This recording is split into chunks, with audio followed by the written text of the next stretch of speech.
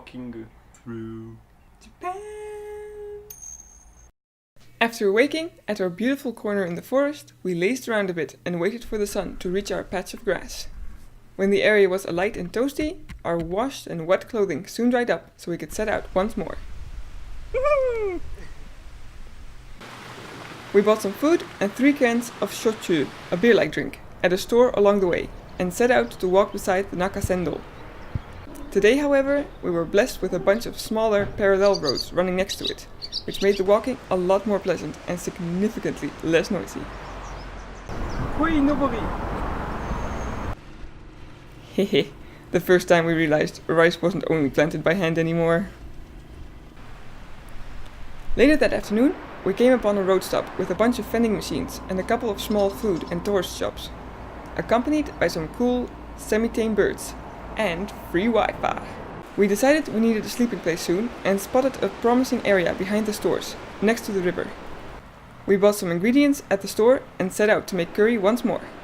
The following morning, we woke up at 6 AM and packed our bags bright and early.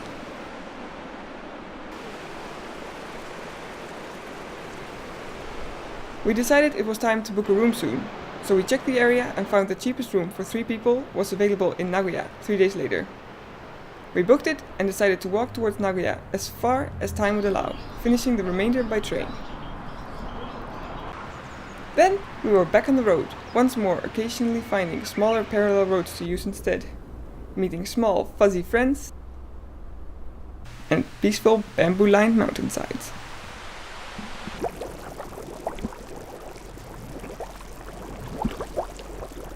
Cold Spring.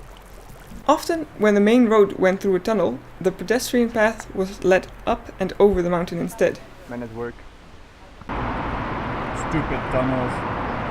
But at least these stupid tunnels often translated to more interesting trails, so it was fatiguing, but definitely not all bad.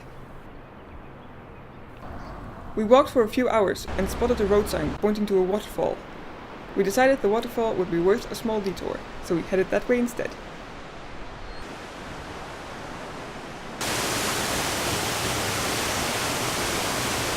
We had hoped the waterfall would be a quiet, somewhat secluded place, so we might enjoy our shochu there. But it turned out to be openly beside the car road and touristy to boot.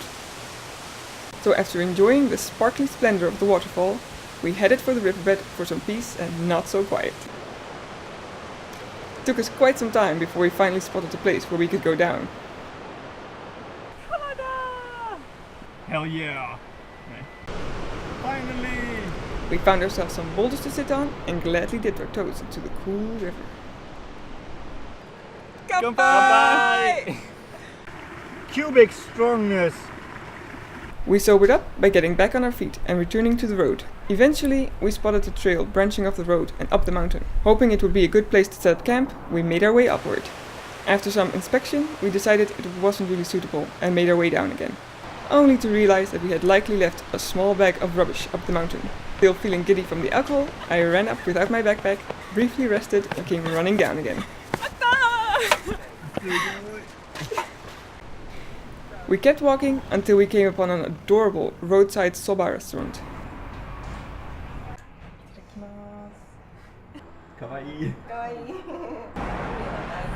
After we finished our tanuki soba, we found a trail leading up the mountain once more. All 3 of us split up to find a good spot. Some time and a lot of scrambling later, we found a beautiful open meadow in the forest. The next day, it was time to head to our room in Nagoya. Our check-in time wasn't until 4, so we decided to walk a few towns further that day. And as we have seen so very often in Japan, much more so than in the Netherlands, more than a score of motorcycles passed by us while on the road.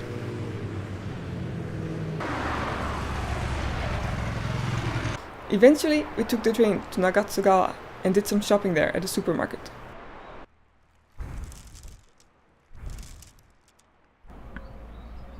Afterward, we jumped back on the train towards Nagoya, perfectly on time to head to our room there.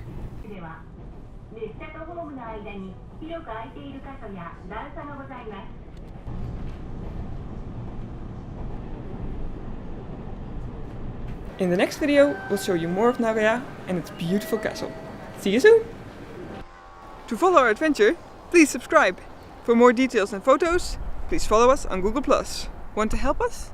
Please support us on Patreon.